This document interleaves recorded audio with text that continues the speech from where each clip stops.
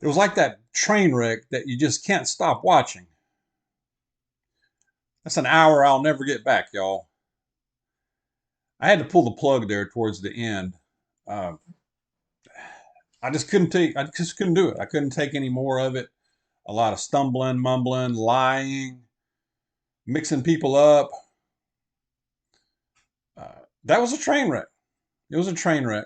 Uh, Even though I'm sure they had him juiced up, he had a lot of notes. They were handpicked, prepared questions from the press that knew ahead of time.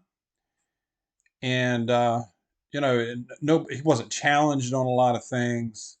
He mumbled, he stumbled through a lot of stuff, more gaffes. And y'all, the world was watching, and including in that world was the leaders of China and Russia and Iran and many others. Allies. If you're an ally, if you're a true ally of the United States, which the number is probably diminishing, but you got to be concerned. That press conference, y'all, he referred to the current Vice President, Kamala Harris, as Vice President Trump. And it wasn't just a little quick gaffe. He really bolted it out there like that. He had an angry outburst or so. Uh, but the big thing is the lying. And the problem and the thing that gets me is that a lot of people are going to believe that stuff because he wasn't challenged either on it. Even follow-up questions or questions from the press, they weren't very challenging. You could tell he knew ahead of time what was coming. Um, he wasn't challenged on the economy, foreign policy, the border. I don't think I heard the border mentioned. Pending WW3,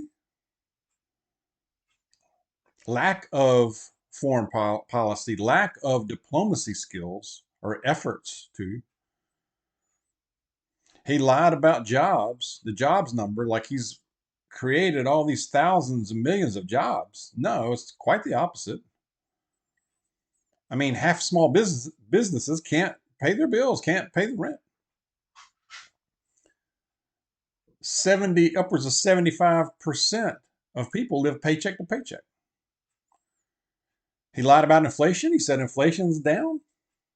No, it's still going up. It's just not going up as quickly as it was a couple of years ago, but it's still going up. And he said it's down. Nope. He said the prices of food and gasoline are coming down. Nope. Wrong again. The price of automobiles are coming down. Nope. Wrong again. He said, I need to finish the job. Let me finish the job. When I hear finish the job from him, I hear finish America. Let me finish you off. Let me finish off the middle class, the working class, the working poor. I'm going to finish y'all off and give it to somebody else. You know what I mean? I had to pull the plug towards the end, y'all. I hung in there. I hung in there and watched it. I wanted to see it. And I saw it. But like I said, adversaries are watching. And man, what a time to feel emboldened, you know? So what happens now? We just don't know. They just gonna go with this guy? I would think that, time is running out. I don't know the particulars. I'm not an expert on this, but I don't know if it's too late for delegates to change from him. I guess they still can, from what I get, from what I gather. Time's running low on that, but running out. But yeah, that was a wreck. It was another wreck. Gaffes.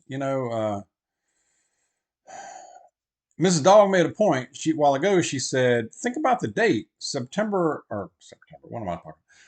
July 11th. Now, July 11th was the date that they were setting for the sentencing of Trump in that trial. That got delayed to, I believe, September. But before, it was set for July 11th. So she was thinking maybe they decided they had planned this for the 11th anyway, even though they said it was for the press conference about the NATO conference. But she said maybe they did it for that and talk about the sentencing of Trump.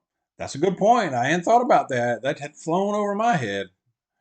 When she said that, I'm like, like the light pops on in the head, like another good point by Mrs. Dawg. But yeah, I just heard a lot of lies, and again, I just think a lot of people are going to believe it. I mean, anything he says. I mean, no matter what people say, no matter what you like about a candidate or a figure, or whatever, a politician, check them. If you hear something, even though you like that person, think for yourself. I try to tell young people, think for yourself. Don't let other people tell you how you should believe or think. Verify it. Fact check yourself. It's out there. Do a little work. Anyway, I just wanted to come on and just share my thoughts on that. What a predicament. What a time in the country. And again, it makes me think, who's really in charge? Who would get the 2-3 a.m. phone call? I don't know. I really don't know. Could they wake him up, and make a decision within minutes on something? No, somebody else is making big decisions. The day to day, a lot of people say, well, Obama's making it. I can buy that he's the puppet master, but day to day, the day to day running of things, the briefings, there's so much information that comes into a president. There's somebody, a small team, or somebody in the shadows, or somebody's got to be. Other people got to be involved too. So I don't know. Share your thoughts on that in this, but yeah, train wreck for sure. All right, that's about all I have. It's Thursday night. We're about to go into another weekend. Let's keep watchful. Let's be safe. Let's be careful out there. Keep your preparations going. Keep the preps going. Keep stacking it, y'all. Keep stacking it as much as you can. Little bit at a time. Okay. All right. As you can afford it. I know. I get it. Okay. Stay close to Jesus. God bless y'all. I'll see you soon.